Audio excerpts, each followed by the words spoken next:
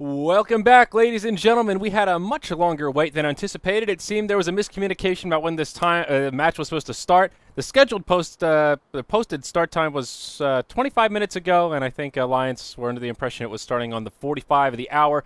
Regardless, we're here, our big match of the day, Alliance versus Team Tinker. I'm Zyori in the studio, joined remotely by Blaze once again.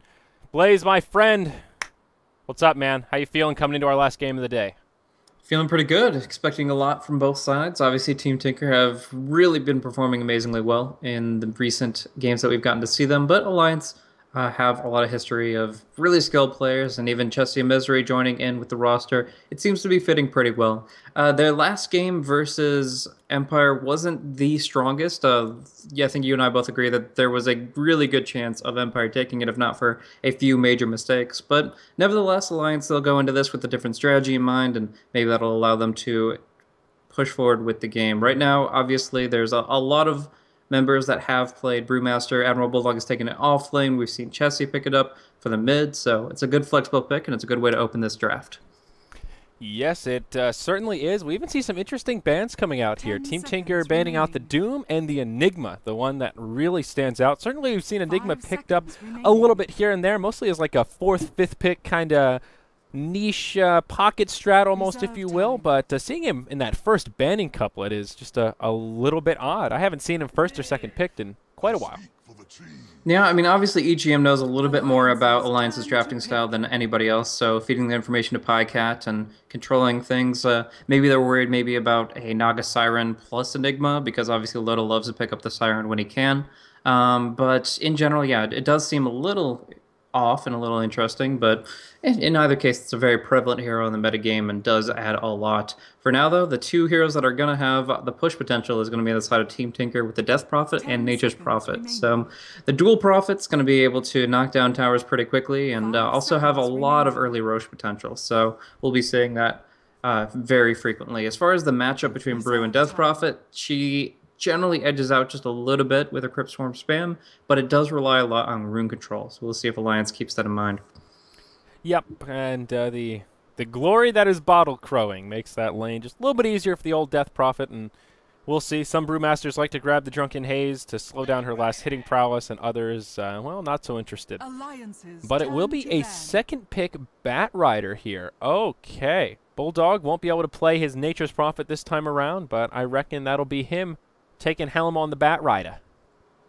Yeah, most likely, and it works pretty well for what they want to accomplish. Every time they have ultis up, they want to get kills. They want to be halting Team Tinker's momentum, and really just, if they get a good carry here for Loda, being able to play around the mid to late game and just kind of stop the bleeding as far as the early game goes. So they know that they're going to lose a tower or two, but if they get the Bat Rider, they can delay that with Firefly. If he's under too much pressure, he can go jungle, and it does create a lot of pick-off potential. So I think that's a really smart pickup for them, and it does give them tons of kill potential against heroes like Furion, who generally can just sprout TP away.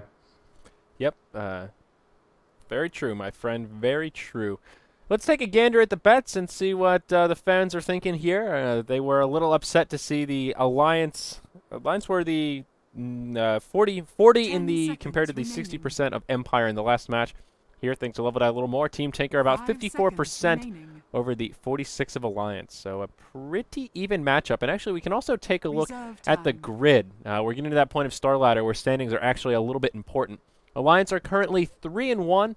And Team Tinker are 5-1. So these are the second and third seeded teams right now. Of course, still a lot of matches to be played, but this is one of those big matchups of the Titans tangoing for the top. Nice. And going into phase 2 here, we're going to see one of the major counter pushers actually banned out here. Now, keep in mind, Team Tinker has the first pick in phase 2, so Alliance didn't want to give them the Earthshaker. But it seems like that's a hero that would have worked pretty well on their own side. Batrider can still Firefly over the Fisher, so he's not as concerned by it. And, of course, the delay tactics, the ability to turtle as much as possible would be really nice for them. But they, I guess, assumed that Team Tinker would have snatched it up before they got the chance, so they take that along with the Skywrath Mage off the table to make sure Brew has a good time. 10 seconds remaining. Yep, and, oh, the Sven respect band coming out here, I suppose you could say.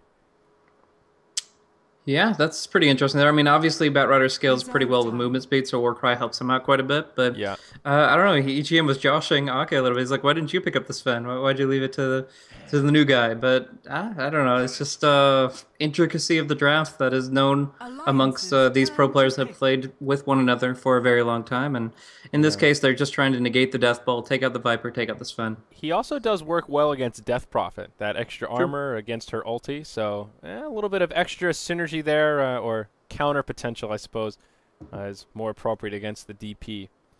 It is loaded drafting here once again. No, it's actually Misery drafting for Alliance here in this game. Interesting, and Pycat is the drafter 10 for Team seconds Tinker. remaining. It's interesting to see Alliance constantly passing around the torch of who's actually doing the 5 drafting. seconds remaining. Yeah, and it's worth noting that Loda was the one that we were waiting on for most of the time, so maybe he has something going on out of game and he's not able to contribute to 100% of the draft, but hopefully they have most of their great Dire minds at team work pick. trying to figure out exactly what will best work here, and potentially Faceless Void is going to be coming out with the Ancient Apparition. That was left in the pool. They Yeah. didn't pick it out immediately, but the Ancient Apparition to combo with it is going to work really nicely. Yeah, now Team Tinker, I guess they could consider a Void here. Not the most synergy in terms of lanes. They've already got the Nature's Prophet for the off lane, and you can't really off lane the Void on Dire side too easily unless you've got an 10 aggro try seconds going on. remaining. And your aggro try with a Wraith King and a Void, really not so 5 ideal. seconds So they'll remaining. kind of be stuck in this sticky situation of probably being forced to hand it over. They'll go ahead and grab the Mirana, a nice pairing with old Wraith King there, and still Alliance's turn to plenty of pick. other supports they could pick up to make that a very scary tri-lane. You've still got your Rubik in the pool, your Shadow Demon, Vengeful Spirit, quite a few others. Still hard to say who that position one for Team Tinker will be. Go Meepo! No, I Ooh. don't know. In this position, obviously, the Faceless Void seems the obligatory pick to pair with what they already have going, and they knew that Team Tinker wouldn't really be looking for that with their current 10 core setup. seconds remaining. But I don't know. And in this case, a lot of damage over time. Heroes work well with Ice Blast. The 5 Faceless Void seconds certainly sets remaining. up the ability quite well with this Chrono. So Venomancer, Reserve time. Meepo, Faceless Void, those are the heroes that stand out to me to pair with the Ancient Apparition. They don't really have potential for a global strat, but Spectre still could add to it a little bit, I guess, if they want to go that as well. Yeah. Meepo would be pretty fun here. He obviously synergizes with the Ancient Apparition. Either Meepo or Void. I totally agree with you. I think those are the two Phantom obvious ones, Mm. but okay. They switch it up and they go Dire with a team little more pick. aggressive there. A little Phantom Assassin. Going with some of the coup de grace. Coup in the So grace. I think there's a lot of potential for a Rubik last pick for Alliance to go with the Ancient Apparition and presumably with the Phantom Assassin. We don't know exactly where they want to lane it. A lot of times we 10 see PA pick up seconds the mid, remaining. but I would personally see PA getting more 5 farm seconds in the safe remaining. lane and leaving the Brewmaster to go for that 1v1. Still, if you have to have a hero that can go Reserve toe-to-toe with a time. Death Prophet, if you use the Stifling Dagger and Bottle Crow well, you 10 can actually seconds harass down the remaining. DP more extensively with one or two lucky crits around when 5 you hit level 6 seconds and 7. remaining. Mm-hmm. Yeah, and we've certainly seen Loda's Alliance's PA turn be to pretty ban. scary in the past, and that little bit of RNG can really help PA snowball out of control. We've seen a variety of builds. Kind of a debatable item pickup on PA is the Battle Fury. You'll see some players that vouch for it and say, yeah, more 10 often than not, it seconds really is that remaining. farm accelerator. Gives you a lot of damage and regeneration you need for the lane, 5 and just seconds. all around 5 well-rounded. seconds And remaining. others that kind of have the opposite opinion about Reserve Battle time. Fury PA, that she's really built for the mid-game aggression, and the Battle Fury just slows you Dire down too team much. pick. And with the Battle Fury, you really want to be farming, and Alliance's PA turn really to wants to be pick. fighting and rolling the dice on those crits. Yeah, they're not So, going to get the Rubik to try lane at all. Like that would have been the guaranteed pick for Alliance, but that being banned out makes things a little bit different. In this position, they still need something with decent counter push. The Rubik would have been great because it can steal Crypt Swarm, but in this position, they need something that can react and play defensively. I mean, it really comes down to what Misery and 10 Ake feel the seconds best with. I remaining. mean, Chen Enchantress is obviously still on the table for Ake if he wants to go that route, but 5 with the seconds Mirana remaining. potentially roaming, there's a lot of aggression on the table for Team Tinker. yeah, definitely. And Vengeful Reserve Spirit, time. another one. Those are the Bane, Rubik, Shadow Demon, Venge are kind of the big ones that I think would have worked real nicely here. So not surprised to see Vengeful Spirit, and yeah, 10 just add some seconds nice remaining. synergy to the team. We'll see what Alliance do with this final pick. Okay, cool. So this Sand King, works there you really go. good for Dire AoE team magical pick. damage team fight. If the Sand King could get some good farm, we saw some good sharing between a Skywrath and a Sand King earlier, but we could see maybe that happened with the Ancient Apparition, maybe doing some stacks for the SK while he pulls, and things of that nature. So that puts more pressure on Team Tinker to try to get active at blocking off a couple of the jungle camps, whether the western ones so the Bat Rider can't farm stacks, or the central ones so the Sand King can't. And I think that's going to be really the most important aspect of this early game. Yes, sir. And sorry, I'm having a mod crisis here real quick. So if you want to keep on filling here for a moment, Blaze, that's Sure enough. A-okay with me. So EGM is picking up the Wraith King for now. The Mirana is going to be played by Sing Sing. He has a little bit of a side 10 guide to seconds Mirana and how to remaining. play her effectively. So I think he has some pretty good 5 aspects of his seconds playstyle in remaining. terms of movement prediction. You shoot arrow, you hit arrow, and you're going to be in a good spot. But it's plenty of setup on the table with Magic Missile and Wraith Fire Blast both available. So no matter how he wants to run this Mirana, we're probably going to see him prioritizing at least a couple points in Sacred Arrow early, and most likely that netting some earlier kills. So it's going to be on Bulldog to try to stay pretty much as far away as possible from that, and also for them to get some good wards up for themselves to see if the Mirana rotates. Yep. Still up in the air as far as who's the core, though, between those heroes, the Mirana and the Wraith King. Yep. Very hard to say, though. Sing Sing picks up the Mirana, and usually that means he'll be farming away. Pycat is on, EGM on the Wraith King. So probably a core Mirana, but still a little bit of wiggle room there. Certainly have seen Sing Sing play that roaming Mirana a time or two. But alas, stuck in another pause here, Blaze. The bane of the live casting existence, connection issues, the scourge of Azeroth. What is the realm that Dota is in? Does it have a name? Does the lore go that deep? I don't think we can call it Azeroth anymore. If there is one, then I don't know it, unfortunately. But Oh. there's a bunch of like region names, but the world itself, I can't tell you. Maybe I have to ask Elder Titan on that one. Well, good work, Blaze. You really dropped the ball here. If it's out there, if it's not, then I just have to invent a name, I guess. Well, I feel like there's a lore where they talk about it, but yeah, I don't know. I can't remember. In my head, it's always going to be Azeroth. Sorry. Yeah, the whole Ashenvale Forest tile Sorry, set. Blizzard. Yeah, the Ashenvale Forest. Ooh, so pretty. I'm sure somebody's like screaming out in chat right now, but That 2-minute delay. What a bummer. so we do have a pause, and there was one thing I wanted to talk about a little bit while we have this brief period of time, just listing off a few cool stats for you guys. The last match that we did, Alliance versus Empire, was a match of the week for the Compendium. So essentially, guys get to, in advance, select one of a list of things like you did with TI4 Compendium, and if you guess your predictions correctly, then you'll get some points and that cool stuff. So listing off the points, or sorry, the predictions for the last game here, some spoilers alert. It was won by Alliance. The highest GPM was Bulldog at 619. It's in the range of 551 to 650. The most kills was Bulldog at 12, which is in the range of 11 to 14. The duration of the match was 43 minutes and 34 seconds, which is 40 to 50 minutes. First blood was spilled at 3:05, and that's within 2 to 5 minutes. And the first tower kill was at 7 minutes and 15 seconds, which was between 5 and 8. But obviously, we have some stuff going on in the main game, so we'll have to drop out of this one. I did just drop out. Doesn't look like there's a new lobby up quite yet, so we'll have to be patient. That seems to be the recurring theme today, Blaze. Patience, patience, patience. And we'll wait for this lobby. It looks like he hit leave game instead of reconnect, and that's why we're remaking for him. That's Oh, a boy. bummer. Happens to the best of us. I'm always afraid to click that button. That's like one of those... I did it one time when I was like first casting. I don't know what it was. One of the first days I was casting, and I left by accident because no one explained to me the difference between disconnect and leave game. And ever since I was like scarred for life. Ever since then, I think it was in the It's Gosu Razor Mini Madness. Oh my god, what a tournament that was. Casting with Kawa. Oh man, going way back. Yeah, certainly. That's a long time back. I haven't heard Kawa's voice in quite some time. I met him, I think, I definitely met him at MLG Columbus, and I think I saw him briefly at TI4. But as far as like his casting, that's been some time. Yeah. And actually, I can't pull it up on this overlay now, but ironically, The picture that Chessie has in his profile on Starladder, he's wearing one of the It's Gosu jerseys with the big flaming G from his days of the Han Nice. team. That goes way back as well, man. That's like 2011. Woo. I guess that was the most recent picture they had of Chessie. I don't know.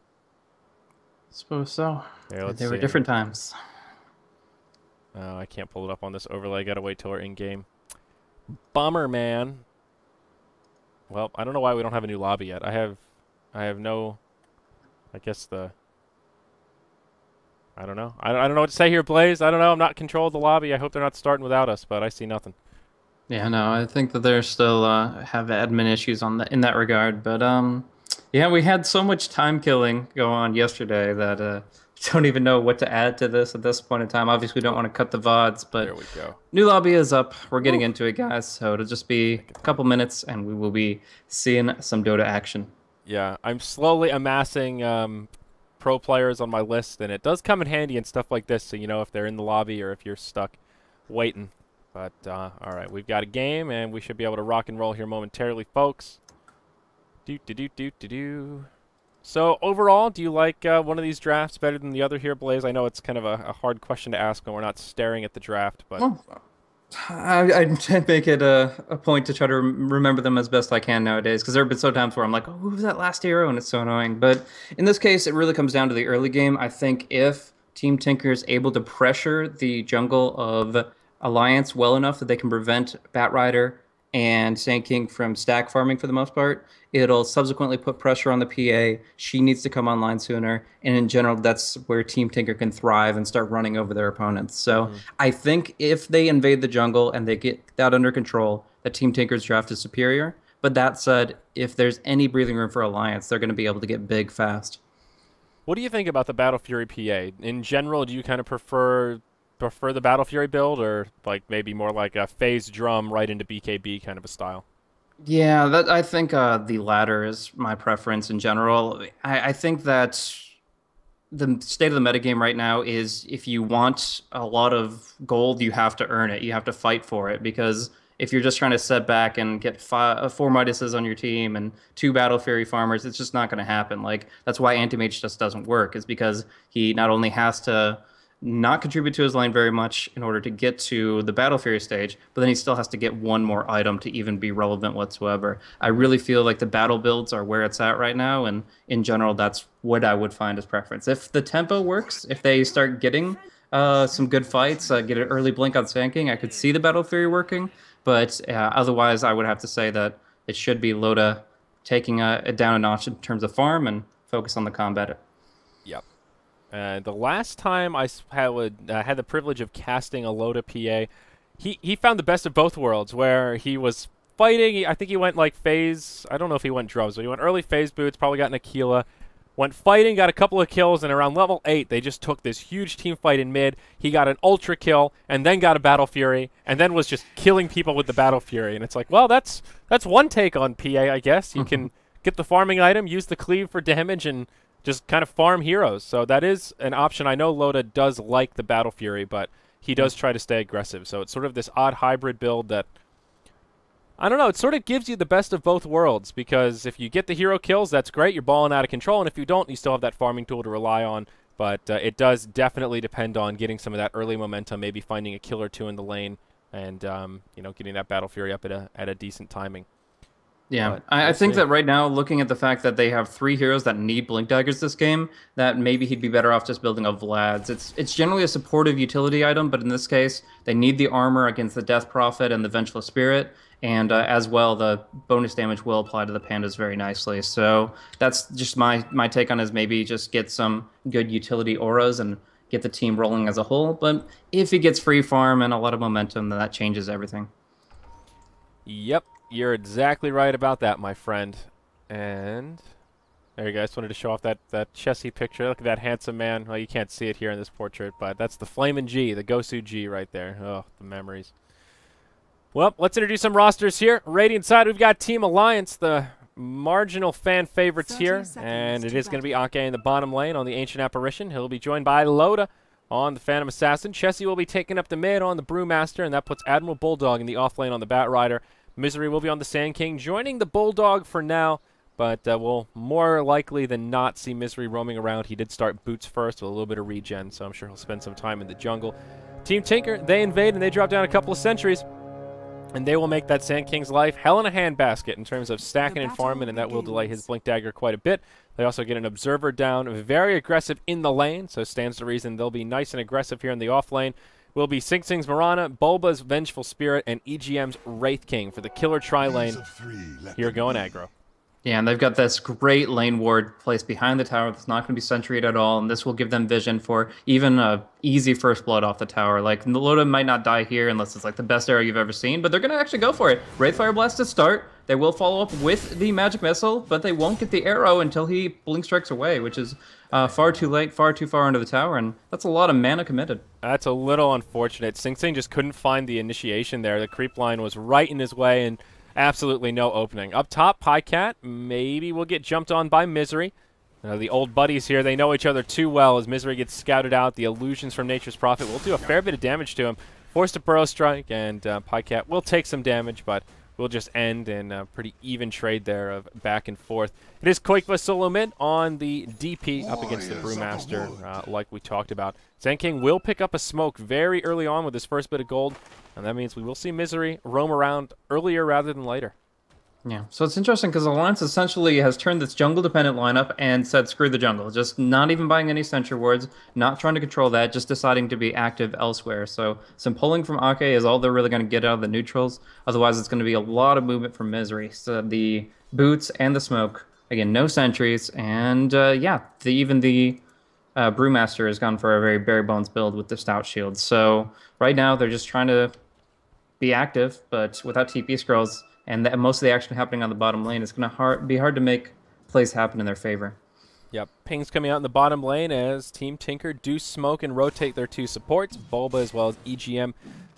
Thinking about initiation down bottom, won't find it, and instead they just clear out this neutral camp for a little bit of extra farm of their own. They ping out the small camp here, and they will block the pull. So doing a little bit of body block in there, good stuff, and will prevent Ake from pulling here, of course. Radiant do have a nice Observer ward down right here, and the supports will get scattered out, so Loda as well as Ake can play it safe and back up.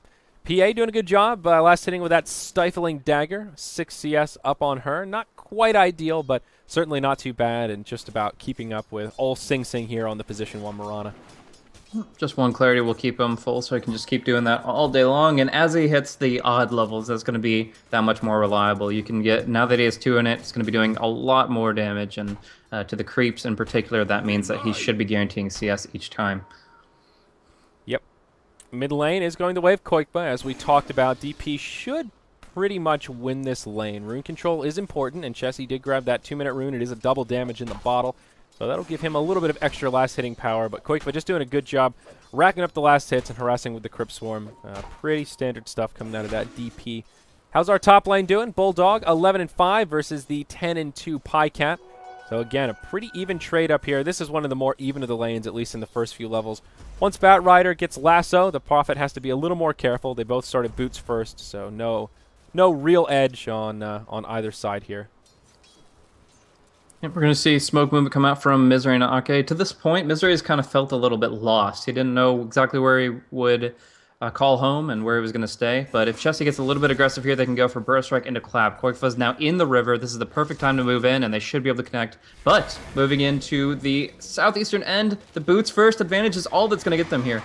Yep, and we saw the Nature's Prophet about to come down. Bulba will bite off more than he can chew, and he will get stunned. First blood gets drawn by the Brewmaster with that double damage rune. And the Nature's Prophet does end up joining the party. Maybe they can find a recovery kill onto Chessie as the Sprout comes out. Crypt Swarm on the money. A few more auto attacks will bring him down. Some uphill miss, and won't happen. Won't make it to the high ground before the auto attacks come out. And they will level it out 1 for 1, but still the Brewmaster getting the first blood. Less than ideal for the Tinker. Yeah, the Brewmaster actually, Chessie used his bottle on Misery and barely kept him alive through a series of auto attacks. He lived with 10 HP, and it was a really nice play by Chessie, very heads up there, but unfortunately he didn't have any way to break out of the Sprout, no tree cutters there, so once he himself was the target of choice, he started getting very uncomfortable and ended up feeding his life away. So good first blood, but obviously not getting it for free. Yep, and, well, that'll make up for that little last hit difference. He now has Sing some Sing bottom. And, oh, down bottom. Oh, yeah, there we go. Sing Sing in some trouble. Misery body blocking here as Loda laying in the right clicks. Another dagger coming up. Pycat comes down to try and create some space. He'll be successful on that front. Arrow connects on Misery, and they'll try to turn it around. Sing comes in with the Star Storm, enough to bring down the Sand King, and Loda hops forward to try and finish off the Marana, but that is not happening. And Team Tinker will get their second kill of the game up on the scoreboard. Yeah, the use of out-of-combat regen has been impeccable from both sides this game. The salve coming out from Sing Sing right after the dagger hit, then he was able to go turn on the offensive with the help of Pycat. Great rotation from him, showing he wants to be active in this game, and maybe even going for like one of his old classic builds. He could go for the mechanism if Koikova doesn't want to, and just try to emphasize team play, be the battle medic, whatever you need to be. But we'll see. For now, it's just going to be him rotating and essentially playing the offlaner while Sing Sing heads back home, picks up the phase. Yeah, now the big winner from this bit of rotating is the Bat Rider. He's had a lot of room in lane, and Bulldog is now the last hit leader, even ahead that of the DP. And Nature's Prophet down bottom, he's had a lot of room. Boots up already, and 1,900 gold on Bulldog at the 6-minute mark. This is pretty ridiculous how fast he'll have a blink dagger. Oh, Loda gets hit by a 5-second arrow. That one was so close to missing, but in the end, out of the fog it goes, and the Wrath of Nature is enough to bring him down. That was, it almost seems like it shouldn't have hit. It was literally a precast insanely well. It was a random guess, but it worked out in their favor as they were able to get an easy kill on the Phantom Assassin. All right, well, there you go. Maybe that stray kill there will help make up for this ridiculously well-timed blink dagger on the Bulldog. As Creep shove into the tower, he's just about 4 last hits away, and he'll be on the money. Jesse, Invisibility Rune here in the mid lane, looking for a possible setup onto Koikva. Koikva does not have an Exorcism here, so this is a pretty big window of opportunity to jump on him, and he won't have too much in the way of return damage. Loda pressing forward. They're trying to bait it out with the PA, but looks like Koikva won't fall for the trap. Meanwhile, up top, Bulldog gets stunned up by the Vengeful Spirit and EGM. Pycat blinks or TPs to the high ground, but Bulldog's there with a lasso, and now Pycat in a little bit of trouble. Loda rotates over from the mid lane. Chessie still with the Invisibility Rune on. Will be here if a full fight breaks out. Instead, it will just end as a 1-for-0 trade as Pycat falls. And Chessie will reveal himself. Does have that Primal Split available. Thinking about going on EGM here, but just can't find the angle to initiate, except the tree line is cut through and won't dive the tower for it. That was a pretty interesting exchange with the Nature's Prophet teleporting right where the Bat Rider had already popped his Firefly. He's like, hey, hello, how you doing? And you're coming with me. And he just brings him up right into range of Loda, who was able to finish him off no problem. So it was a very casual lasso pickoff, but it was just him being in the circumstances of trying to tempt fate and fireflying over the cliff, finding a counter kill. That was really interesting. Now we're going to see him with the Blink Dagger in 40 seconds time, expecting another kill from him, as he hasn't really even had to tap into the jungle to make this worthwhile. Ake stacking up the western end, already a, can't even tell, quadruple stack on the central camp. Senki's going to get big. Pycat in some trouble, getting crit big by Loda, and that'll be enough to bring him down. Wrath of Nature flies through, but not enough for a counter kill. Meanwhile, Sing Sing pops the ultimate. Bulldog is tracking him down, but they just don't have the detection. And still no lasso available. So it will just end as a 1-for-0 as Nature's Prophet gets taken down and Loda survives by the skin of his teeth with about 50 HP to spare. Top tier 1 is going to be going down here just with the aura if nobody comes to contest, but I honestly think it's okay for Alliance to kind of tone it down for just 60 seconds. Let Misery farm up this gigantic stack in the central Radiant jungle, and from there they'll just be in a much better position levels and gold-wise to contest. Still, we see 1 TP coming in. It's going to be Pycat with his Treants, and they're going to be able to just finish off this tower no problem. Yep, down she goes. Radiant Glyph was used to try and delay, but no attempt at a deny or even a hold. It will be tied up 3 apiece in terms of hero kills, but Team Tinker will find a gold lead now as they finish off the first tower of the game. About 750 gold in their favor, and experience is leveled out. Pretty damn even game we've got on our hands here, Blaze, to get things started. Misery will move over into the jungle, and take heed to your advice. It looks like he has his sights set on this big old fatty stack here, while Bat Rider takes out the big stack on the western side of the camp. So he does find a set of mud golems, which is less than ideal, but still plenty of creeps here that will burn down and boost his farm up that much more. Misery, after he takes out this big camp here, he'll probably only be about 500 gold off that Blink Dagger or so for another well-timed piece of initiation. Yeah, that'll be huge. Obviously, the Batrider is farming up towards his 4 staff pretty quickly as well, but first and foremost, pick up the Tranquil Boots, stay more active, and get some much-needed armor against this team. Vengeful Spirit is not maxing Wave of Terror, but even 1 point in it negates 3, and the Tranquil Boots kind of counteract that. Still the smoke movement coming in. They check Roche real quick with a nice Ice Blast. A good state of mind to be in there, but in the end, the smoke movement is just to try to pick off load on the bottom lane, but he is farming top. Yep. Koikva is now level 8 and still no Exorcism, so he'll delay it basically as long as you'll ever see on a DP. And that's 9 once you have the maxed out Witchcraft and Crypt Swarm.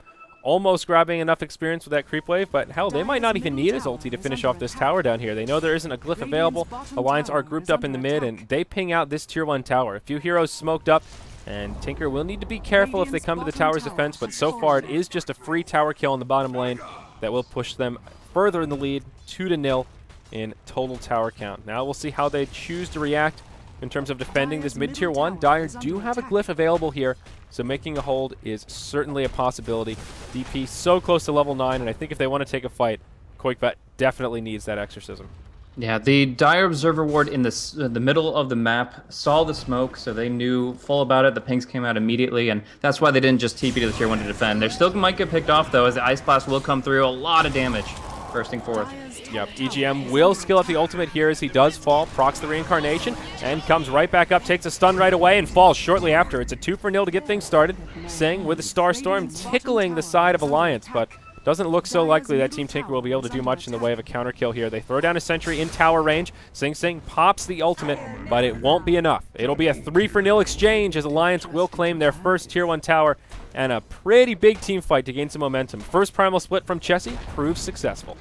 Yeah. Team Tinker knew what threats there were, but they still felt it was necessary to hold this tier 1 to try to make sure that Alliance doesn't get further momentum as far as the gold count that they've already acquired. But in the end, Alliance's team fight at this stage is just impeccable. The usage of their ultimates was great, the Primal Split and Lasso, and they just controlled that fight extremely well. Maybe if DP had her Exorcism, they could go a bit more active and aggressive, but as it is, them just getting stunned out, picked off. The Reincarnate wasn't even enough to really give them an edge. I want to say that Exorcism would have helped turn that fight around, but Koikva was the target of choice, and he fell pretty quickly. Even with the Exorcism coming out, he wouldn't have lasted much longer and would have ultimately been a wasted cooldown anyhow.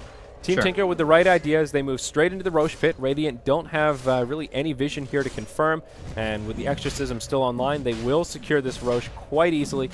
And yeah, that Wave of Terror making up for the lack of Medallion. Who grabs the Aegis, though, is the question. I reckon it'll be Koikva, but no. Sing is actually the one to pick it up on the Mirana. Phase Boots, Drum, Basilius, and now an Aegis of the Immortal to give him that second life. Yep, now we can go in a little bit more aggressively and actively. The Death Prophet only really has that 1 life to work with, so generally speaking, an agility hero is going to be more common to pick this item up. Also could have considered it for like the Wraith King if he really wants to be active and just spamming out his stuns. He's got a 10 magic stick, but because Sing has the net worth behind him, 4,400, it seems like that's the smartest choice, and we'll even probably have to throw out an arrow just to bail out Bulba here. Yep, arrow flies through, doesn't connect, but is a nice zoning arrow as Alliance are forced to stutter step back and ultimately retreat from their engagement there. Alliance in pretty good shape. They've got their 3 Blink Daggers up already. Sand King, Batrider, and Brewmaster, all with long-range initiation. A lot of their farm is in those initiation items, but as long as they can find the jump on Team Tinker, not the other way around, I'm sure they will pay great dividends here. Smoke rotation towards the top lane. They know Pycat is inbound. They ping him out, and they will go for this. I think they'll just dive the tower and look to try and pick him off here. No TP for another 10 seconds. A pretty big window of opportunity. Can Bulldog find him? And it looks like he will. Firefly down. Lasso at the ready. Pycat, he's in some trouble. That's going to turn into a dead cat as the Ice Blast flies through and AA secures the kill. Yeah, still not spending his gold. He has 1,200 on Reliable after that death, but he is still saving, and I'm not sure what it would be for. Like I said, I thought it might be Mechanism earlier because the Death Prophet hasn't gone for it yet, but that's not true, and it's a little bit awkward that he's got this much banked up. Yeah, Sing pops the ultimate here. Chessie does cancel cast the Thunderclap, eventually connects, but he does not have the detection in the inventory needed to set up a kill there. Haste Rune on will track down Bulba, and maybe, just maybe, he can find him here. Moonlight Shadow about to expire. It's offline, And now Chessie hops forward, goes right onto EGM, has a primal split available, but won't burn it. Meanwhile, in the top lane, a little skirmish breaking out as Misery just barely TPs home. Bulldog about to TP out as well. They do proc the Aegis on the Mirana. Sing Sing comes back to life, and they will TP out essentially unscathed from the skirmish. Yeah, really good move from Alliance here. Just taking something for nothing is always a good thing, but in this case, yeah, really important for them to stay active, pick off that Aegis, make sure that they're fighting on essentially 5v5 until the reincarnates back, and that's going to work out for them. But as far as the build up of Nature's Prophet, Pycat had the gold for... okay. What a dodge there. Throws the boulder out onto Sing Sing. Bulldog comes in for the vision, and this will be a dead Priestess of the Moon. No Moonlight Shadow to save her that time, and great primal split from Chessie. Thought that arrow might catch him with that long caps point, but got it off just in the nick of time, and they will just basically find a free kill onto the Mirana.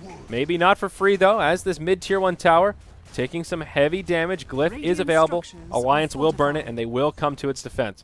AA ulti flies through, zones him out, but is off the mark. They should be able to secure a deny here. Yep, Chessie gets it. Well done. Yeah. So 2 Midases come out for Team Tinker, one on the Wraith King in lieu of a Blink Dagger, and one on the Nature's Prophet in lieu of a Mechanism. So in this, they're trying to really artificially promote their mid to late game, and that can work out pretty well, especially with some kill momentum behind it, picking off Ake here in the jungle. But it gives Loda a little bit more of a reprieve. If you're not being blinked on by a Wraith King, it's going to be very easy to avoid death, but still taking a lot of damage here.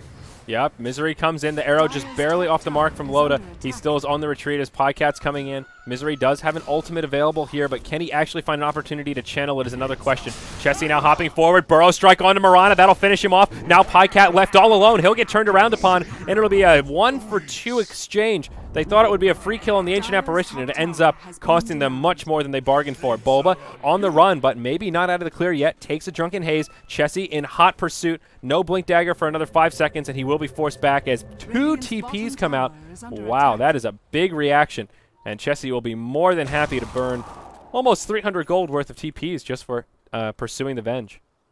Yeah, so we see Loda building up to the Drums of Endurance. Just a good all-around fighting build. This is what we're looking for, is for him to just make sure that he's active in the early game. With him going for this instead of a farming item, and the fact that Team Tinker have not been promoting their combat capabilities, it does mean that Alliance have the upper hand in pretty much every team fight for the next 5 or 6 minutes. I mean, obviously when Roche comes online, Team Tinker have more potential there, and the Aegis is pretty well suited for their hero composition, but at least for right now, the fact that EGM's kind of going for this semi-carry, long-haul type build, and the fact that they aren't really able to contest the enemy side of the map despite having great vision there, it just makes it feel like Alliance are being thrown a bone here.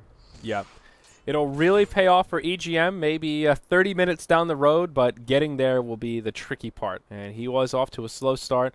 Alliance are certainly aware of this, and they've been pretty aggressive thus far, and I reckon that aggression won't slow down anytime soon. We see Misery and Bulldog just patiently waiting down in the bottom lane, hoping someone will come in the lane to farm, but doesn't seem like they'll fish their wish anytime soon. Koikva working on the Ancients, and Bulba with a very defensive positioning here. So a noble effort as they set the trap, but seems Silly Yugi will not spring it.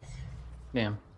I think this is kind of a statement of intent for Team Tinker. They have 4 people that are very used to playing core heroes, and in that mentality, it's like, well, maybe we can just outfarm them. Maybe we can say we'll take on an Aghadim's AA, Aghadim's Brew, and a Phantom Assassin that's 4 or 5 slotted towards the late game and just come out on top because of how well we can farm. So we'll see if that's going to ring true. For now, it's going to be an attempt to pick off with the Observer Ward. They see Ake, and they will kill Ake if they can hit this arrow. There it goes. Oh, close call. He actually almost TP'd it out, but Space Creation, I suppose, bottom tier 1 tower falls. Probably would have gone down anyway, but end of the day, it's just a support Ancient Apparition. He has a point booster and well on his way to an Ogre Club, so not too far off that Ag Scepter, given we're 18 minutes into the game.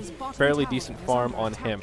Now, while Alliance pressure the tier 2 in the bottom lane, their tier 2 in the mid will take some damage. Misery gets hit by an arrow, gets pinged out, so they know that he's smoked up, and that arrow will be enough to secure the tier 2 tower kill in the mid, and EGM up top doing a lot of damage to this tier 2 as well. Glyph on the dire side. Chessie will stick around a little bit longer, but ultimately won't be able to finish off the tower as they all TP out. Up top, EGM gets left behind, and he will get caught in the lasso. That pulls him into tower range. They proc the reincarnation, and they should have no problem killing him again. Down he goes. Sort of an odd exchange, but Team Tinker get a Tier 2 tower. They lose a Tier 1. They pick off the Ancient Apparition, but also lose their Wraith King. So both teams essentially breaking even in terms of raw farm, but Team Tinker get the Tier 2, so they do, of course, gain a little more map control. Yeah, the tower exchange was really favorable for Team Tinker because they didn't lose the Tier 2 bottom that Lodo's putting so much damage into, and that's really huge. But at the same time, the fact that EGM's reincarnation will not be a reliable skill for them until like the 24-minute mark in this game is pretty painful. Like, he loses that cooldown. It's pretty huge at this level 9, level 10 threshold, and he would have loved to have just been able to hang on to it for a little bit longer and make sure that he can use it fight after fight. Dire's top tower is now under Alliance will step up the aggression a little bit here. They move into the Dire jungle. Misery very close to that level 2 epicenter as he hides in the tree line, looking to leech some experience and once again set the trap. Bulldog with a sentry ward down, maybe anticipating a ward in the vicinity, or perhaps just a Moonlight Shadow if they take an engagement here. Looks like they will try and pressure this Tier 2 tower. And if Team Taker come to the defense, this sentry actually could be pretty damn important. Bulldog having a pretty good game here, 2-0-5, and already has that Force Staff up to go with his Blink Dagger. So right now they're expecting Team Tinker to play defensively and reactively, and they're expecting just kind of a Crouching Tiger or Hidden Dragon. Bulldog is going to try to scout that out, but they're going to realize very quickly that they haven't been here all along. They have not been having any intention to defend this tower. They're farming everywhere else. They're taking Ancients, they're farming other waves, and they're exercising on the bottom Tier 2. So kind of misread that situation. It's good to play cautiously, but in this case it does delay their push. Yeah, it will be a dead Tier 2 tower in the bottom lane. Top Tier 2 will fall. It will be an even exchange, at least so far. And we'll see where the teams go from here. Koikfa with a little duration left on that Exorcism will move into the Tier 3 tower. They know the Glyph has been burned, so any kind of chip damage he can do is just a bonus. And does force a TP back from Loda. Maybe not what he had planned. So just adding a little bit of extra efficiency there as well. Loda did not go for the Battle Fury build that we talked about. Instead, the Phase Drum Aquila and now the Helm of the Dominator. So a nice mid-game fighting-oriented build, but against the double Midas, all things equal, he will start to get out-farmed a little bit as this game continues on.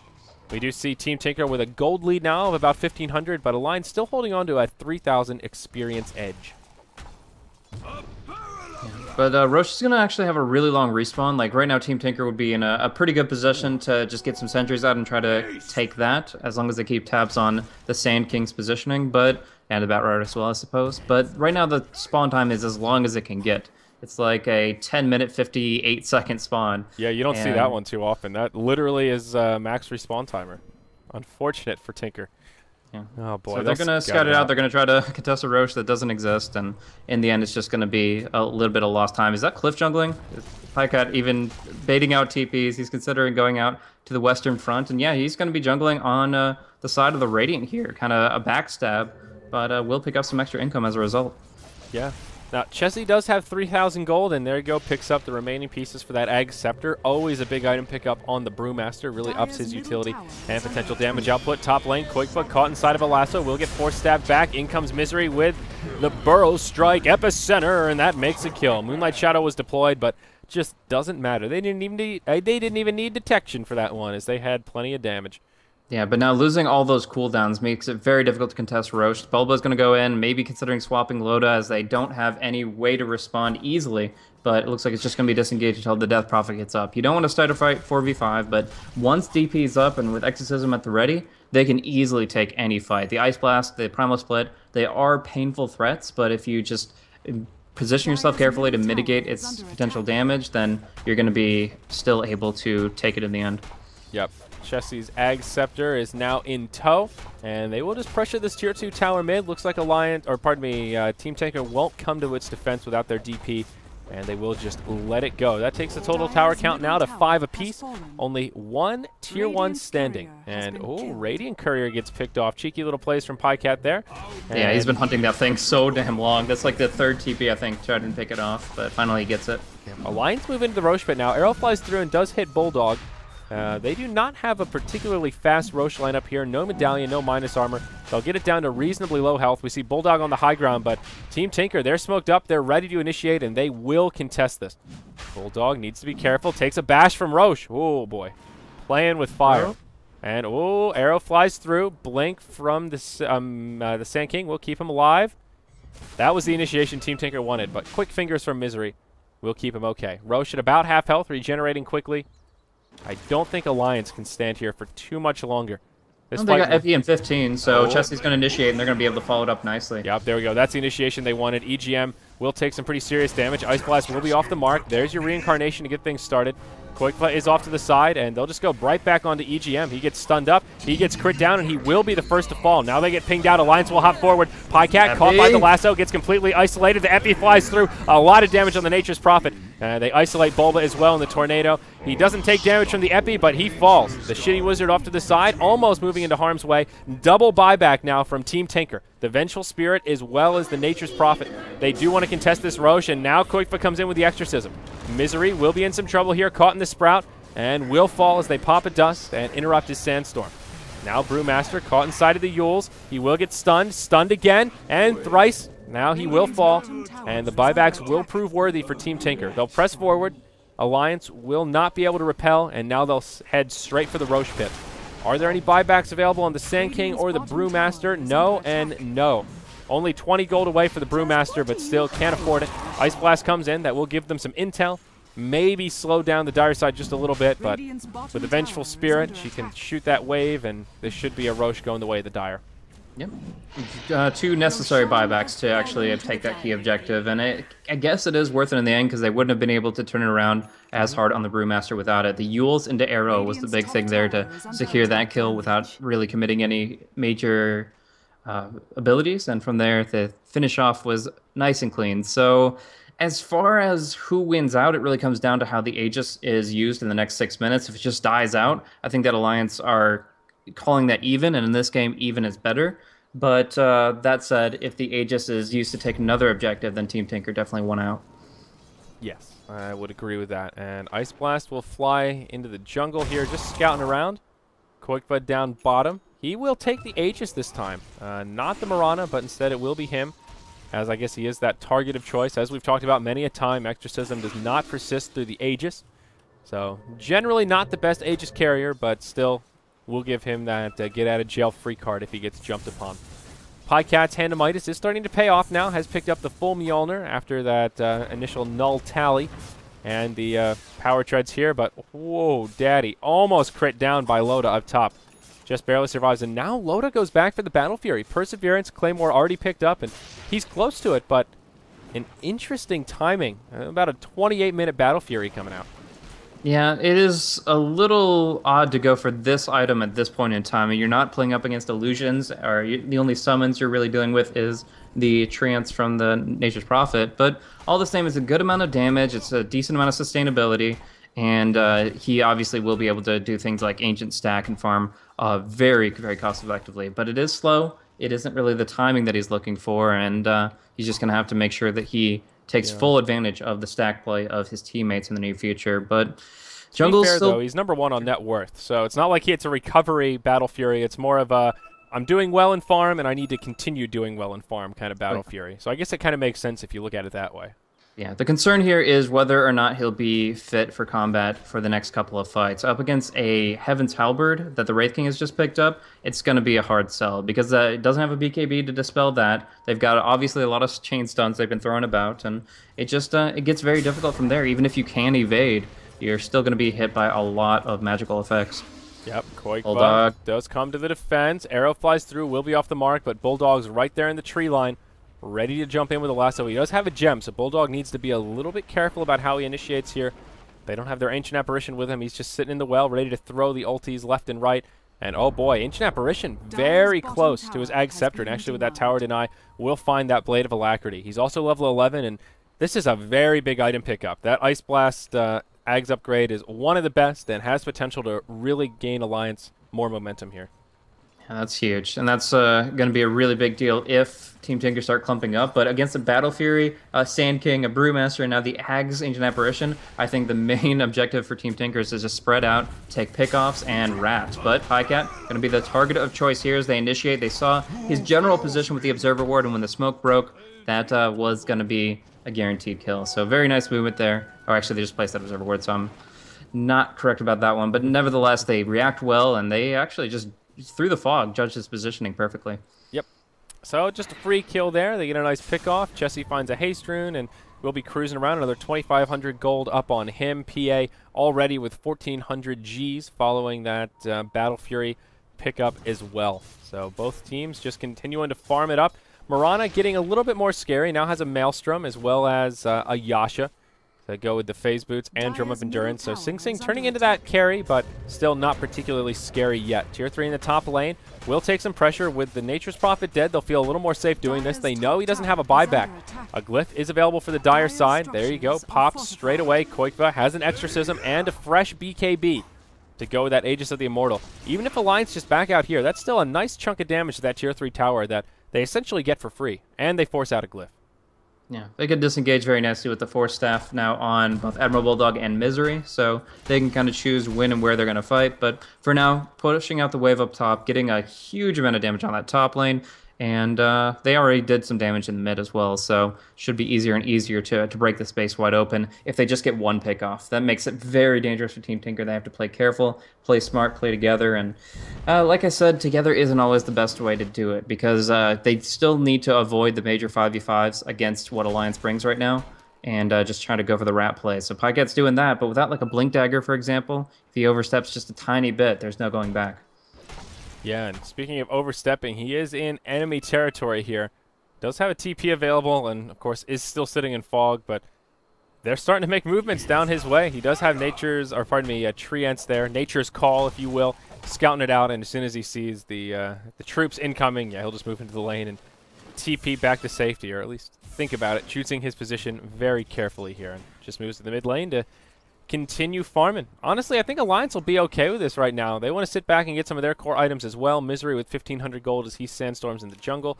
And Loda, well, 2,300 gold on him. We'll pick up a TP scroll. I think BKB is going to have to be his next item of choice, pretty much for sure. Mostly just to deal with that halberd that you were talking about. Mm-hmm. Yeah, most definitely. But right now they're going to be on the defensive. Ake's Ice Blast is a great utility to try to delay the push, but has to be picture perfect, and did hit on a couple of good heroes on the back line there. So that's going to frustrate their intentions a little bit, but they'll get full mana on Koikva with this Aegis expiring, and they're at least going to take the tier 2. Yep, Glyph comes out right away. Jesse with a double damage rune, and wow, they're not messing around. They really want to save this tower. Arrow flying through. Will be off the mark. Blink forward from the Sand King. Doesn't find anyone yet. Bulldog off into the tree line, ready to hop forward if they initiate here. Moonlight Shadow is deployed. Remember, Bulldog is the gem carrier. Now Chessie goes in right onto EGM, and Moonlight Shadow will not be enough to keep him alive. Bulba caught inside of the lasso. That'll proc the reincarnation, and that almost keeps Bulba alive, but Flame Break and Burrow Strike fly through. He goes down. EGM comes back just to fall once more. Gem of True Sight was up on him, and now that'll be a second gem on the side of Alliance. So a very big win right there. They keep their tier 2 up top safe. Looks like, nope, not in deny range quite yet, but they find 2 hero kills, and a gem is exchanging hands, which means a big net worth change. Yeah, the fact that EGM doesn't have the Blink Dagger makes it so that whenever he reincarnates, he's going to die again, almost guaranteed, unless the fight goes the other way. Loda just kicks up like a 5 or 6 stack of Ancients, a huge amount of money going his way. That must have been like 2,500 gold that just swung in their favor. I mean, not just the fight, but the gold graph's going to go up just based on Loda's compensation for his stacking endeavors. Yep, definitely right. And now 4,100 gold on him. If he wants the BKB, he can just go ahead and pick her up. Maybe considering pulling for buyback, but Alliance in a pretty good spot right now, all things considered. 18-7, 33 minutes in. They have a farming tool to deal with these double Midas heroes. And honestly, this PA is still pretty damn scary. They are carrying around both gems right now. One in the inventory of Bulldog and one on Misery. I think they could probably just put one back in the base and minimize their risk a little bit, but these two roaming about, there's a lot of potential net worth to hit the deck if they walk into the wrong place or if Team Tinker set a trap. Ooh, like refresher on Brewmaster. Oh, boy. That should be fun. Yeah, getting the Aghanim Scepter on top of that, just a lot of potential damage from him. Be able to micro the Brewlings quite effectively and still at a stage in the game where they're very relevant. Like, Exorcism definitely hurts the Earth Panda, but he still can keep them up for pretty much their entire duration, and then of course round 2 is going to be even bigger. Still has to of course worry about silence combos. The they don't have an orchid or anything, but just the instantaneous stuns and such can cause problems. So if you get both ultis, though, on a fight, they pretty much guarantee the win of that fight at the very least. And that makes it even harder for Team Tinker to consider going as 5. They went on the top lane. They thought it would be an easy tier 2, but with the fortification pop to defend it, they turn it back around. And now things are just getting harder and harder. Even with the 10-second BKB on Death Prophet, she doesn't feel very durable against the PA. So it's all about Loda closing distance on her and being able to deliver that coup de grace. And I feel like we go back to this a lot, but DP with just no armor right now, only 7. And Koikva going for the casual vitality booster, certainly a good item pickup, but that and the BKB means he's basically armorless right now, and that is the bread and butter of PA doing the dirty. And she will certainly be taking a lot of damage. Loda rolling the dice a little bit here, not going for the BKB as we thought. Instead picks up a Yasha and completes a full Manta style before the BKB. That's perfectly fine. The main stuns coming out are going to be the Wraithfire Blast and the Magic Missile, both of which are Manta dodgeable. And then you can also Dispel Silence if you find that to be an issue. So I don't think that's a bad pickup at all. Halberd, I guess you can Dispel the Halberd too. So okay, fair enough. Yeah, Manta does what they need, but look at this tier 3 taking a lot of damage. They force out yet another glyph. It's just like the last or the top lane a few moments ago. They come in and do free damage to this tier 3 tower and are happy to back out. They force all these TPs from Team Tinker. They regain some map control, and they set their sights on the Roche Pit. Easy peasy. And they will fire an AA ulti towards the top lane. Won't be enough to keep the tower alive, but still, these tier 3 towers are getting low on the hit point department. Yeah. So actually, if I remember correctly, Manta cannot Dispel Halberd the way BKB can. It says it cannot be purged at the very least, but okay, I think that's kind of one thing that he just says, okay, I have to bite one disable to still, in general, make sure that something's doing damage, with the Manta Illusions, of course, will. Now, Okay. one thing to note is that when the Death Prophet is BKB'd up, she won't be able to Blink Strike, or Phantom Strike, rather, on top. So there is still that gap closing aspect that's not going to be as prominent, and it has to really make sure that he's controlling position very intelligently for this, especially now that the Wraith King has Blink Dagger. Yep. And both sides posturing around the Roche Pit here. Alliance grouped up on their side of the river, and Team Tinker taking a much more defensive posture here. They have Bulldog, or pardon me, Bulldog, what am I talking about? They've got Pycat ratting it up there in the top lane. Arrowflicer actually hits Loda in the Roche Pit. He'll get force stabbed to the other side. Nice little teamwork there. And Ice Blast will fly down bottom to try and delay the wrap, but EGM, he gets caught in the lasso. A lot of follow-up damage as the first Primal Split comes out. There's your Reincarnate. Koikva with the BKB on. Will move right in the middle of the fight, drops the silence on at least a few heroes, but EGM will fall for a second time. Loda taking a lot of damage, moves into the pit. Bat Rider gets picked off. He will blink to the high ground. Looks like he'll be okay for now. Misery with a big epi comes out, finishes off the Vengeful Spirit. It is a 2-for-2 buyback onto the Bat Rider here. Sing Sing tries to TP out. There's the Refresher split, and the Boulder will be enough to interrupt that. Loda, getting chased down by Ghosts, will fall to the wrath of Koikva, and it ends up being a 3-for-3 exchange. The big disparity here are the buybacks. Bulldog is back in the fray, ready to fight. Loda will burn a buyback as well, and potentially quell the push of Pycat. And we'll see where they go from here. But Alliance are ready to secure some objectives, and it looks like that objective will indeed be Roche. You just can't fight against that Refresher Brewmaster, not easily anyways. They do some good damage with the Exorcism, but in the end they're not able to finish off. The BKB expires, and he's forced in retreat. So now, if they're going to fight the pit, they have to fight it fast, because Lasso is about to come back up. They self-used to start it off, but he's just going to go right back into the pit.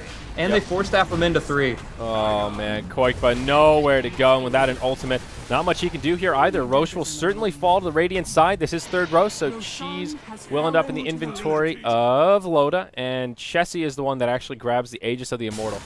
So Alliance gaining some momentum there and making those buybacks worth it. Not only do they get the third Roche, but they get a collateral kill on the DP as well. It's pretty much the opposite of what happened with the last Roche engagement. This time, Alliance are the ones with the spare change to go for the buyback, and it definitely was worth their while, because the Cheese is everlasting, and the Aegis, of course, is a great... Yeah, I don't even have on the Brewmaster. He's going to be very active, even with one split, and we'll be maybe seeing them go for like just a 5-man play once they are comfortable with the Creequilibrium pushed out against Pycat. Yeah. And... you know, I thought that Halberd was going to be a really big deal against Loda. I've been thinking, like, I don't know, man. I feel like the BKB might have been more useful, but they've been focusing down EGM pretty effectively. Oh, yeah. That last fight, he just died back-to-back times, and I didn't see if he used the Halberd, but it didn't seem like he had much of a chance to, as he was just fighting for his life the entire skirmish. Yeah, they disable him like crazy. They focus him down, and even with 2 lives, it just doesn't seem like it's enough. There's a lot of hate on EGM here. Maybe a little bit of spite from the Alliance side, but they're nevertheless focusing some good targets here. If they can make sure Wraith King isn't going to be disabling Loda, then he gets to do what he wants. And now with the cheese, he doesn't have to really worry about his life points, where before the Exorcism was tearing through him, now he can kind of just come back up to full and even keep life stealing away. Yep. Sand King still carrying Ooh, one of the wow. gems. Whoa, Bulldog finds Bulba, pulls him to the high ground with the lasso. Chessie will follow up as well. Bulba completely isolated. He will fall to a stray flame break, and Team Tinker will not come to his defense. They'll just Moonlight Shadow and retreat back to safety. But now with a 5v4 on the field, Aegis and Cheese, we see on the mini-map, Misery makes the call straight up the front lines, boys. They're going to go for the mid lane, and this tier 3 tower will at the very least take some damage following suit with the other lanes. Glyph coming up in about 15 seconds. We'll give them a small window to lay into the tower. Maybe they'll just rotate down bottom instead. Time will tell. Regardless, Alliance know what they want, and it's in the Dire base. Yeah, maybe some newer players won't really understand this as well, but those wondering why Admiral Bulldog is always lassoing the Vengeful Spirit, it's because the entire point of last picking that Venge is for this Nether Swap to break the lasso. If he lassos somebody else, then immediately either he or his target will be lassoed out, that will break the disable, and they won't really gain any ground. But in this case, he focuses on her almost every time, and this makes it so that essentially the Nether Swap has been completely useless ability. We haven't really seen any good swaps. Yeah, that's a very good thing to point out. Pretty comparable to a Faceless Void versus Vengeful Spirit. She's there to swap people out of the Chrono, but if a Void focuses her with the Chrono every time, it just mitigates that counter pick so much. Glyph comes out right away with Chessie on the front lines. Of course, he does have Refresher available and his Primal Split. EGM hops forward right onto Chessie. Arrow flies through and does nothing. That'll proc the Aegis. Tier 3 tower goes down, and that'll be how this fight starts out. Ice Blast flies through, hits Koikba. He gets the Mjolnir buff, and now they'll go in onto the barracks. Again, the Glyph has been burned, and they will just start to lay into it. Chessie holding his first Primal Split very patiently here. EGM hops in once again. Now the split comes out. He gets force stabbed out of the silence. Beautifully done. EGM will fall for the first time, and Koikba pops the ultimate. Loda inside the base will be forced to blink back, and he'll survive for now. EGM's back up, takes a boulder toss, and it's basically just the Brewmaster right there. Now there's the follow-up from the Sand King. Bulldog coming in as well. They'll finish off the Vengeful Spirit, and this Refresher on Chessie is just so useful. He will fall as soon as he comes back up. Loda now gets stunned up. This will be a decent hold from Team Tinker, it looks like, as Alliance are on the retreat. Ake may get left behind here, tries to move into the tree line to create some space, and it looks like he'll be successful on that front as Loda on the run, but still not out of the clear. Misery gets picked off, will buy back. And Loda, oh, daddy, hops right onto the Wraith King, gets a big crit to the face, showing us what the coup de grace is all about. Now a buyback from Chessie, and Alliance may try and seal the deal here as Pycat down in the top lane. Whoa, daddy. Yeah. Now he I was gets going to talk about that. Essentially, the Pycat, the second the fight started down bottom and they were committed, he immediately teleported to top lane, which was already pushed out. It forced Sand King to try to use his epicenter on the Nature's Prophet solo, but he had the BKB. So not only does he not get affected by it, he gets the melee racks down, and then he kills the Sand King himself. So while all this is going on, and they're winning the fight on bottom lane impressively, Pycat's able to just do absolute work and get the greater scheme advantage up against Alliance. So really good movement from him. I was questioning it first because obviously he would have been great in the fight with the Mjolnir and everything, but they obviously didn't need it, and in the end they get so much more as a result. Yeah, they make the hold, and Loda at least got some big crits there on the retreat to get a recovery kill on the way out on EGM, just giving him the old 1-2 there. But yeah, beautifully done. I'll admit I had a little tunnel vision there watching that fight, and it is Team Tinker that really do come out ahead. Tier 3 tower in exchange for a Tier 3 and a lane of melee racks. But again, Misery draws on that mini-map. Let's go right up the front line, folks. And now that the top lane is pushed out, they'll feel a little bit more safe trying to make it happen. It's really difficult, though. I mean, they just expended 2 buybacks because of what the Nature's Prophet was doing, so with that, they do have this 10-second BKB. Misery can pretty much guarantee a decent epicenter, but all the same, if they die for good. This is pretty much their, I wouldn't say all in, but they know what Rat can do. Obviously, this is Alliance we're talking about, and so they know that if they don't start trying to force the issue very shortly, that soon enough it's just going to be these individual Rat plays from Pycat that are just going to tear their base apart. Yep. And actually, Alliance will not press up the mid as they were seeming to plan here. Double damage on PA may be an additional motivator. Loda does have a lot of gold stored up, and he is the big one with the buyback available. Him and Mirana actually the only two right now. Hops right in onto Koikba, and Koikba in some trouble perhaps. The Ice Blast will be mitigated with the Yules, and no crits right there. Just a good bad batch of RNG for Loda, or a good batch for Koikba, depending on how you look at it. EGM will get crit on by the Stifling Dagger. Stun from Misery. He moves into the Sandstorm. And even these illusions doing a lot of damage here. But they can't find a kill quite yet. Chessie still has his refresher up. Didn't get to use it in that last fight. So Alliance are still eager to take a skirmish, but they need to be careful here. Their top lane of barracks have gone down as the creep wave have pushed in, and that little fighting in the mid lane will cost them. Yeah, it's essentially every time they leave their base now they're on a time bomb, unless they go in 4 versus 5, which is generally going to be a losing battle. I mean, they had all 5 down bottom, and that didn't seem to do enough. Of course, the epicenter was essentially wasted.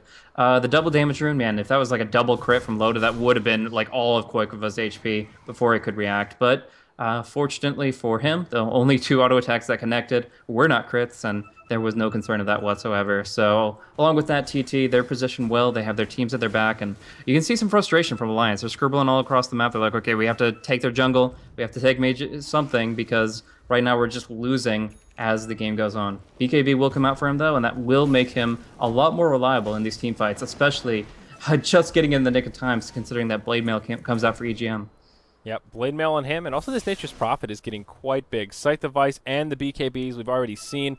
His solo potential is there, so it's not so easy to defend against the Rat Dota from him as we saw in that last little skirmish. And Alliance really are scrambling here. They're moving all around the dire jungle, looking for a pickoff, but they just can't find it. Right away, Pycat goes down towards the bottom lane, is already shoving in there. So as you pointed out, that clock is ticking for Alliance. And they will pressure this top lane. Misery clears out the creep wave. Invisibility rune on Loda as he moves around in the mid, perhaps looking for a solo pickoff as well, but spamming the pings on the Pycat. And I think they may be forced to retreat and deal with him before they do much else. Loda checking out Rosh. It will be a decently long respawn, so no Rosh for them quite yet. Pycat could get initiated on by Loda. Invisibility rune still has a few seconds left. This could be bad news bears for Pycat. Dagger to start things off. There's your Manta. He'll try and TP out. It's a battle of RNG. Can he get a crit? No crits for Loda. The illusions were microed. The illusions were hitting creeps. Oh, I don't know. Obviously, you still needed 1 more crit on top of that, so I guess that wasn't going to kill him either way because the illusions aren't that strong. But he would have at least set himself up for the chance of it. Yep, here we go. Initiation in the mid lane. They'll jump right onto Ake. He's the target of choice. Chessie pops his BKB, as does Pycat, but it's the Ancient Apparition that falls first. Now Bulldog comes forward. Misery comes in with an epicenter as well, but Pycat will get picked off. That makes it a 1-for-1 to get things started. EGM in the front lines will die, proc the reincarnation, and blinks back to safety. Meanwhile, they are trying to bring down the Pandas. Nature's Prophet will buy back to get into the fray. Loda pressing forward, looking for a kill onto Sing Sing. A beautiful swap from Bulba. That'll keep him alive. Now Bulldog on the pursuit, but taking a lot of damage from the illusions. Or pardon me, from the ghosts here. Loda now going in onto EGM. BKB pop and just crits him down. Bulldog gets taken out by Pycat from the high ground. Now Loda, he jumps onto Pycat. It's a chaotic fight, but it looks like Team Tinker are coming out ahead. The buyback from Pycat, well worth it. And that Satyr Tormentor kind of getting in the way there as they will be forced to back out. And it is a 2-for-2 trade. 1 buyback expended there, and it was just on the Nature's Prophet. So if they can find a pickoff on him, that could be what Alliance need to turn things around here. But now Roshan responds. This is Rosh number 4, Cheese and Aegis, and it looks like Team Tinker will be able to secure it. Yeah, the Earth Panda for the first split was only 2 hits away from dying, so Pycat tried to TP on top of it, sense his movement, and get the killing blow on him real quick, take him out of the fight. But fortunately, they went different paths, so he didn't get that out of his buyback, but while he's alive, they might as well take the Rosh and try to make the most of it. Still a tough fight for Alliance, starting it off without Loda, their main source of damage there, and just relying entirely on the Epicenter and the Brew. So, all things considered, it didn't go all that bad, but they must have been frustrated when they didn't get the kill on Sing Sing, getting swapped out and then leapt away. They even kind of hinted they want to chase, but they just can't. And it's just a little bit of desperation here. Alliance, they know they can win fights, but the way Team Tinker are moving across this map, they haven't gotten the opportunity to just go full 5-on-5. They're always engaging with 3 or 4, and often that's a losing battle. Yeah, and now Sing Sing is really getting big. He has a Manta to go with his Maelstrom, or pardon me, Mjolnir, and this is where Mirana starts to come online. I think coming up next, he'll just move into damage. Probably the MKB will be his item of choice to start dealing with this PA evasion, and that's when the Mirana will really become a scary force in context of dealing with Loda here. Ake has now picked up a Ghost Scepter, and just unfortunate positioning from him in the last team fight. He was the one that got caught to start off the whole thing, and it seems that Alliance have been pretty cautious in the last few engagements to keep Ake stationed towards the back to use that Ice Blast to much avail, but there that did cost them and damage that they kind of desperately needed. Also, they need that debuff to cut through the huge Vampiric Aura lifesteal of Wraith King. Yeah, definitely. Now, one big issue Alliance has right now is they don't have any detection whatsoever. The 2 gems you were referencing earlier were put in the base of Team Tinker, now one picked up by Avenge. But if she doesn't drop it in the fight, Moonlight Shadow, invisibility turns into invulnerability because they can't see them. They don't have dust, they don't have sentries, and they need to rectify that quickly. Otherwise, the next team fight just automatically goes to Team Tinker with the Moonlight. Yep. And we almost saw it down bottom. They almost hopped on the Mirana. Long-range arrow flies through, almost clips Bulldog. EGM blinks in, does connect with a stun, but Bulldog right there with the BKB. Now they'll go back onto EGM. He gets his Blade Mail off. Here's the Moonlight Shadow you were talking about. Chessie with his BKB on, connects with a Thunderclap, but there's the invulnerability. They have no detection, and Chessie feels forced to pop the ultimate. Now goes in, and they'll try to just bring down the Pandas. EGM still has the Reincarnate available, will survive with just a few hit points to spare, and that Earth Panda is on the run. Bulldog is off to the side here. Flame Break will proc the Reincarnation. Grabs Bulba. They'll bring him down. Not a bad way to get this fight started for Alliance. Now Loda, BKB on, presses forward. Stifling Dagger out onto Sing Sing. Hops forward right onto EGM, looking for some crits. Almost brings him down, but now will have to back out as Koikva uses the ultimate. Chessie going back in, but he takes a Hex right away. He'll get clicked down. It's a dead Brew. Now, Team Tinker will press forward. Yule's out on the Bat Rider. Bulldog gets left behind. Forced Staff to try and get away, but it probably won't be enough. Down he goes. Now Loda trying to do damage to Pycat. Will be forced to hop back to safety to Ake. Arrow flies through. Will not be on the mark. But now Alliance on the back foot. Let's take a look at buybacks here, and it's not looking good. They'll grab the kill on Ake. Glyph is available. They'll use it. But this Tier 3 tower taking a lot of damage. The top lane is pressing in. Loda hops out right onto Pycat. But there's the Yules. He eats the cheese. EGM comes in. He will fall. But Loda, he's in trouble. Down he goes. Buyback available. Loda will burn it. Misery comes in. Gets off the ultimate. But he falls as he takes a Hex. Now a buyback onto the Sand King. Only 2 standing. It's a 4v2 on the field. And Team Tinker close to securing a win here. They'll proc the Aegis as Loda pops forward. But there's the silence. Sing Sing comes right back up. Sprout, arrow on the mark. He takes a Force Staff. It'll be enough to keep him alive for now, but they'll focus the barracks. Melee will certainly take a tumble here as Sing Sing pops the Manta, focusing the creeps for now, but the barracks will fall. Loda reinitiating right in onto Pycat. Moonlight Shadow, not enough. And Loda will secure the kill onto Pycat as he gets a big crit. Now they're starting to respawn, and Alliance will be able to make a hold, but damage has been done. It's an expensive hold at that, and they will lose their melee racks. Gem is up on Misery, though. He wants to pursue, but 5 seconds left on that blink. Sing Sing's still going to be able to slip out of there. So at this point, like, you look at it, and if they lose the range racks as well as the melee, as time goes by, as Furion pushes in, as they have to leave their base and the creep wave just does its thing, it's almost impossible for them to break back out. I mean, they have a lineup that can theoretically handle Mega Creeps. Battle Fury PA does have that potential, but nevertheless, it's frustrating as I'll get out, as Loda is always occupied with the creep waves. Sand King and Bat Rider will be constantly trying to use their abilities to counter push, and it's just going to be the momentum constantly in favor of Team Tinker. An easy 4th Roche, and inevitably a lost game. So they have to kind of do something very shortly, even though they pop buybacks, and here Alliance it is. Are thinking all in right here. Yeah, this is the Hail Mary play. And this will be it. They know that they popped the cheese and the Aegis. Nature's Prophet does not have a buyback, but he will momentarily. So they'll go to the high ground here. There is a Glyph standing.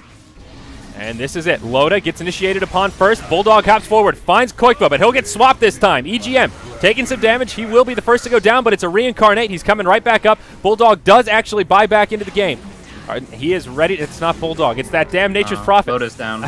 But Loda's down, and this is bad news, Bears.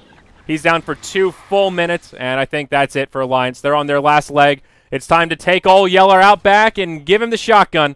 Ake, he'll TP home, but without Loda, I don't see any way they can stand this. It is Pycat on the Nature's Prophet. I'm just so used to Alliance, Prophet, Bulldog. That's on me, y'all. But I don't know. How can Alliance hold this here, Blaze, without their PA? I honestly don't think they can. I think this is going to be the game right here, right now. Team Tinker fought it for 54 minutes straight against what would be considered a more scalable lineup. But the way they moved across the map, the way they forced engagements when Alliance weren't ready for them has always been favoring them. And despite the interesting graphs of this game, Misery, the anti-celebratory epicenter hits on nothing, too predictive, and they are going to lose lives quick. Yep. Now Bulldog comes in. He does grab a lasso onto Koikva, but it just doesn't matter. GG's come out, and that will do it. 55 minutes of gameplay, and Team Tinker will secure the win after a very back-and-forth game. Just look at that graph, constantly up and down until finally Team Tinker take the momentum, and they'll do it. They give Alliance a taste of their own medicine, and Rat Dota proves successful once again here, Blaze. Yeah, really great movement in the fights. They made every ability worth it to the fact that they're 5v5. Although it was worse for an extended period of time, the amount of farm they got across the map, it didn't matter. The Midases paid off over 54 minutes time. And although EGM had a pretty abysmal KDA at 0, 8, and 4, the fact that he was the focus and got to use both his lives just to take damage away from his allies, that in of itself is a great thing for them. But yeah, Wraith King is the one hero you look at 0 and 8 and go, actually, I think he did his job pretty damn well. Exactly. And with that, I mean, obviously, Pycat had some great movement. I'd give him the MVP just based on the fact that he was able to take the objectives they needed. But, I mean, at the end there, the Bulba had a great swap. Loda was forced into way too an aggressive position. And when it comes down to it, it's just about making sure the carry doesn't have buyback. And without that, Loda and Alliance, they go away empty-handed. Yeah. What an action-packed game, though. And Alliance versus Tinker certainly lives up to the hype. But Team Tinker looking good in this day of Starladder. That does wrap up our coverage today, guys. I'm Zyori solo in the studio, joined remotely by Blaze. You can follow us both on Twitter at ZyoriTV, at BlazeCasting, and of course at Beyond the Summit to stay up to date with all things here in the studio. We're done for today, and there is no Starladder EU for the next 2 days. Monday and Tuesday are the off days for this section, but Starladder China starts up, I believe, in about a day and a half. So the season is really in full swing now. All of the different divisions will be going simultaneously. The first 2 VODs for today's coverage are already up on YouTube, and this one will be uploaded momentarily. If you join the coverage late, we'll have a rebroadcast coming up next. Thank you for joining us, and we'll see you next time for more Starladder Season 10 coverage.